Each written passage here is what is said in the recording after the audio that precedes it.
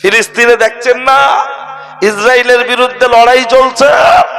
Israel বলেছিল তুড়ি মেরে উড়িয়ে দেবো, কিন্তু অকুল জাল হক ওয়াজাকাল বাতিল, সত্যর আলো যখন উদিত হয় মিথ্যা তখন মুখ লুকায়। নেতানিয়াহুর প্রশাসন সেনা ভয়ে পিছিয়ে হাঁটছে, মাথার ব্রেন এদিক ওদিক হয়ে যাচ্ছে। অনেক 3000-এরও বেশি সেনা মানসিক ভারসাম্যহীন হয়ে গেছে, পাগল হয়ে পিছিয়ে হাঁটতে চলেছে।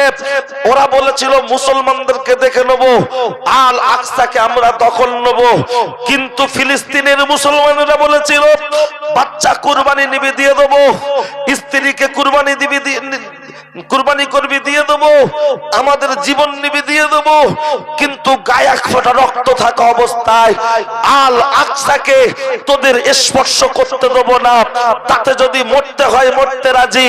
তারা জীবন, ওরা জানে না মুসলমানদের হৃদয়ের স্পন্দন নবী মুহাম্মদ রাসূলুল্লাহ, মুসলমানদের হৃদয়ের স্পন্দন আল আকসা। মুসলমানরা সব দিতে পারে, আল আকসাকে কখনো তাদের হাতে তুলে দিতে পারে না। নারায়ে তাকবীর, আর একটু জোরে নারায়ে তাকবীর। আল আকসার জন্য আমরা জীবন দিতে প্রস্তুত আছি না নাই? বলুন ইনশাআল্লাহ। আল আকসা আমাদের দিলে, বাবরি বাবরি বাবরির জায়গায় রাম মন্দির। ভারতবর্ষ এখন ভাত নিয়ে লড়াই নেই, জাত নিয়ে লড়াই। ভাত নিয়ে লড়াই নেই, জাত নিয়ে লড়াই।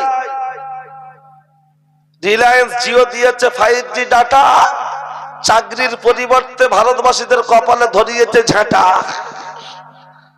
বুঝবেন কবে? মনে রাখুন, এই ধর্মের টনিক সুশ্রুণী, জাতির সুশ্রুণী, এ একটা বিরাট সিরাপের কাজ। মদের থেকেও নেশা বেশি। কখনো দেখবেন হঠাৎ মসজিদের সামনে একটু ভেঙে কিছু ফেলে দিয়েছে, হঠাৎ দেখবেন মন্দিরের সামনে ভেঙে কিছু একটু ফেলে দিয়েছে। যে রাজনীতি গেম প্ল্যান। কেন গো? বলে মসজিদে কিছু ফেলেছে মানে নিশ্চয়ই হিন্দুরা দিয়েছে, আর মন্দিরের সামনে যখন কিছু ফেলেছে গরুর মাংস, তাহলে নিশ্চয়ই মোল্লারা দিয়েছে। কিন্তু বন্ধু মনে রাখবেন, 2 আর 2 যেমন 4 হয়, 3 আর 1 4। মন্দিরে দিলেই কোনো মুসলমান দেয় না, মসজিদে দিলেই কোনো হিন্দু ভাই দেয় না। কারণ রাম কোনোদিন বলেনি মুসলমানদের মসজিদটা ভেঙে দাও, নবী মুহাম্মদ কোনোদিন বলেনি হিন্দুদের মন্দিরটা ভেঙে দাও। যারা প্রকৃত পক্ষে রামের ভক্ত হবে তারা মসজিদ ভাঙতে পারবে না, যারা প্রকৃত পক্ষে নবী মুহাম্মদের উম্মত হবে তারাও কখনো মন্দির ভাঙতে পারবে না। এই মুসলমানদের সাথে অমুসলিমদের একটা ভাই ভাই মেলামেশা, একটা দারুণ আত্মীয়তা, দারুণ একটা মিল মহব্বত আছে। এক জায়গায় বসে চা খাওয়া, এক জায়গায় বাজার করা, এক জায়গায় সবসময় দেখা সাক্ষাৎ। ওর বাড়িতে কেউ মারা গেলে আমরা যাই, আমাদের বাড়িতে কেউ মারা গেলে তারা পদ হরিপদরা আসে। এই ভালোবাসাটা ঠিকঠাক আছে দেখে ওদের সহ্য হচ্ছে না, তাই দেখবেন প্রায় মসজিদ নিয়ে, মন্দির নিয়ে আজকের বিশাল বড় একটা রাজনীতি চলছে। কথা ঠিক কি না? আমি বলবো না, এই ডানকুনিতেও আমি একদিন ওয়াজ করতে করতে হঠাৎ জলসা বন্ধ যাবে না। তারপরেও যদিও অনেক সমস্যার মধ্যে দিয়ে পরে জলসা হলো। জলসাকে কেন্দ্র করে নয়, কেন্দ্রটা অন্য, কিন্তু সমস্যা এই। তো এ ধর্মীয় সুশ্রুণী থাকলে মদের থেকেও নেশা বেশি এতে। দেখছেন না ফেসবুকে সবসময় ট্রোল হচ্ছে, ফেসবুকে সবসময় লিখছে।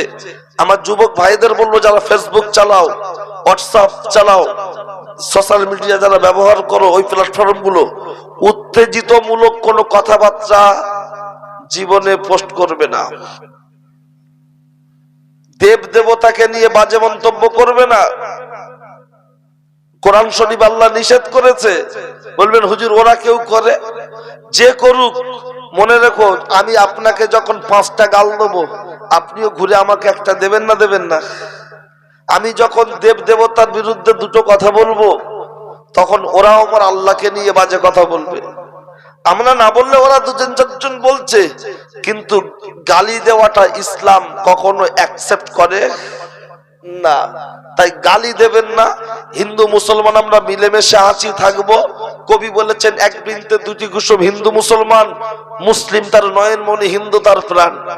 এই যে জলসা করছি না, এই শুধু এই আমি মোল্লাপাড়ায় জলসা করি না, অনেক আমাদেরকে সর্বধর্ম সভা হয়, হিন্দুদের দুটো বক্তা থাকবে, মুসলমানদের দুটো বক্তা থাকবে, এরকম করে সভা হয়।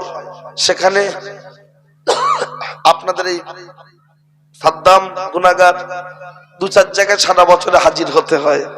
সেখানে যতটা হিন্দু মানুষ ততটা মোল্লা মানুষ বসে ওয়াজ শুনছে। হিন্দুদের বক্তা যা বলবে শুনবে, মুসলমানরা শুনবে। সেখানে যদি শুধু বলা হয় বাবা খোদার কসম বলছি, বলবে লোক কি রে। যদি বলা হয় বাবা কি বলছি শুনে রাখো, না, সেখানে কথা শোনার জন্য বহু শিক্ষিত মানুষ এসে বসে থাকেন। কথা ঠিক কি না? আর আমাদের কথাবার্তা বহু দূর পর্যন্ত মাইকে পৌঁছাচ্ছে। সুতরাং সর্বধর্মের মানুষরা শুনছে। আমাদের ভাষা সংযত যদি না হওয়া যায়, তাতে কিন্তু আমাদের ভবিষ্যৎ অন্ধকার। বরঞ্চ ইসলাম ধর্মকে তারা কটাক্ষ করবে। কথা ঠিক কি না? দুটো বাজে কথা বলে দিলেই, ভালো কথা বলবেন দেখবেন কেউ শুনতে চায় না। যেই একটা খিস্তি বলে কি বললো দেখলি, কি বললো দেখলি, মানে ওটাই ভাইরাল। কি বলেছে মাথায় ঢুকেছে, শুধু হো হো করে নাচলে হবে না, বুঝতে হবে।